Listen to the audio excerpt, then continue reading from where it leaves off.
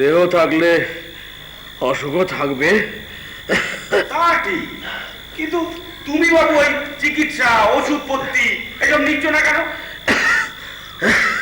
নিচ্ছি তবে ধরছে না গো, ধরছে না।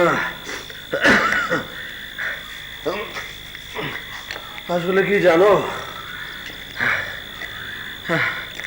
আমার মনটাই তো উঠে গেছে গো। আমার মরা ছেলেটার মুখ কদিন ধরে চোখের ওপর ভাসছে। সে তো অনেক কাল হয়ে গেল গো। হ্যাঁ, তা প্রায় 8 বছর। মা আমার সেবা অপরাধ নিয়েছিলেন গো।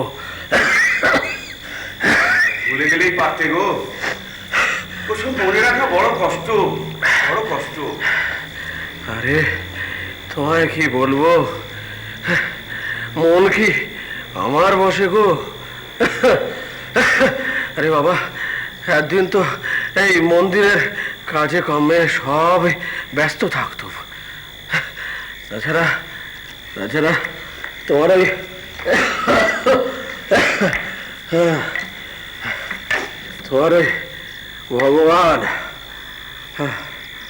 ভগবান তাকে নিয়ে সামলাতে ভুলে থাকতো। আর এখন তো সে তোমার আমার হাতের বাইরে। তোমার ভগবান তাকে নিয়ে সামলাতে ভুলে থাকতো। আর এখন তো সে তোমার আমার হাতের বাইরে।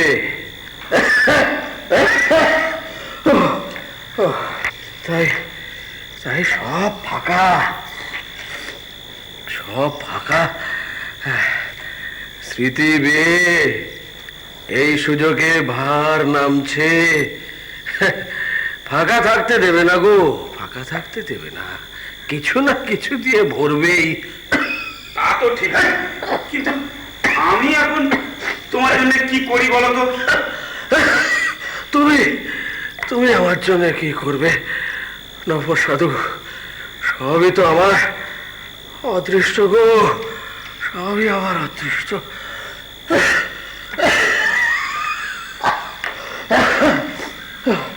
ভেবেছিল ঘর সংসার সবাই একটু সুখে শান্তিতে থাকবে, ছেলেরা একটু ভালো মন্দ দুবেলা খাবে, এই ভেবেই তো এখানকার কাজে নেমেছিলুম গো।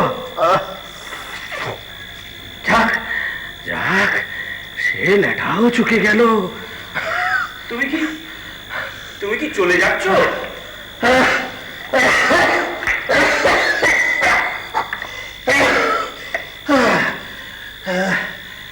হ্যাঁ গো, হ্যাঁ। তাহলে এখানে ওই বিষ্ণু ঘরের পুজো কে করবে?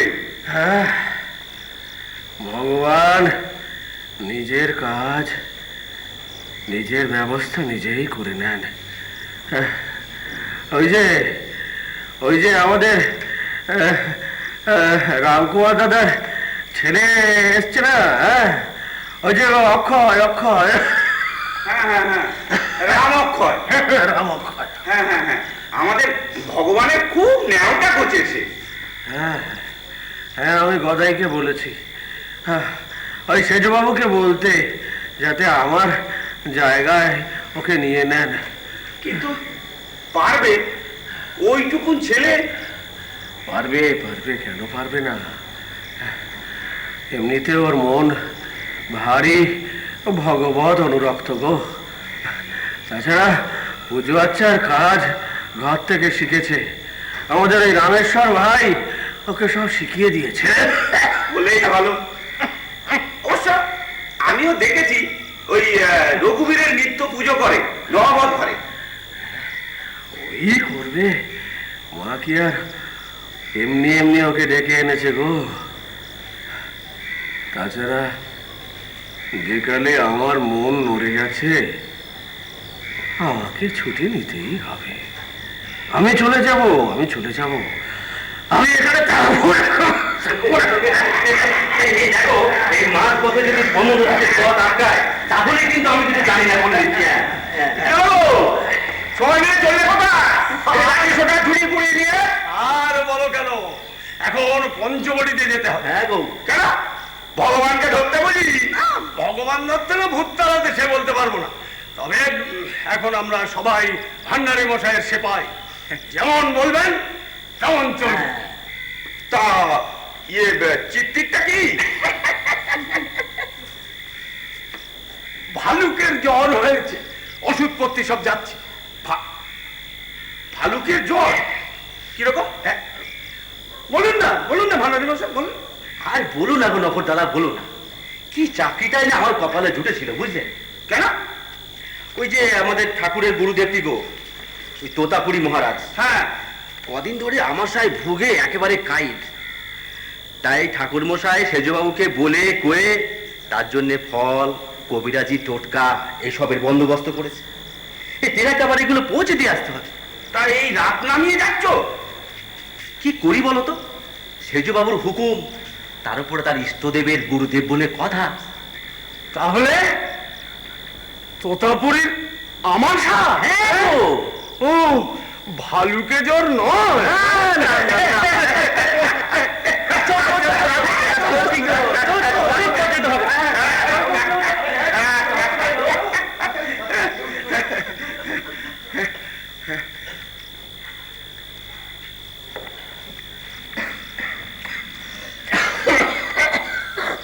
শুনলে গো হলদারি ঠাকুর, সারাদিন নেতি নেতি করছে, আমার ভগবানের কথা একটুও মানে না। শরীরের মায়া তাকেও ছাড়ে না গো। শুনলো খুব কাহিল হয়ে পড়েছে। হ্যাঁ, ওদিককার মানুষ তো, এদিকে জল হওয়া ঠিক সইছে না বোধ হয়। দেখো দেখো, এবার যদি জেদ কমে, আমাদের গদাই বলেছে বলেছে এ সবই নাকি মায়ের লীলা। এসব কল আমার কাছে খাটবে না, বুঝেছিস? আমার কাছে খাটবে না। আমি আমার পুরুষকারের ওপর বিশ্বাস রাখি। সারা জীবন আমি এক বজ্ঞা থেকেছি, তাই আমার নির্বিকল্প এসেছে। যতদিন সেটা না পেয়েছি ততদিন আমি কোনো দিকে তাকাইনি। আমার ঈশ্বর দর্শন, আত্মজ্ঞান এসবের মধ্যে আমি কাউকে ঘেঁচতে দিইনি। তুমি কে গা? মানে তোমার তোমার কি ক্ষমতা? তোমার যদি ইচ্ছে হতো তুমি তুমি পালাবার পথ পেতে। তোমার ঈশ্বর দর্শন, আত্মজ্ঞান লাভের পথে যত রকম বাধা সব পরিষ্কার করে দিয়েছেন বলেই তুমি বুঝতে পারোনি যে কত ধানে কত চাল। হ্যাঁ, এই আর কি। श्री राम कृष्ण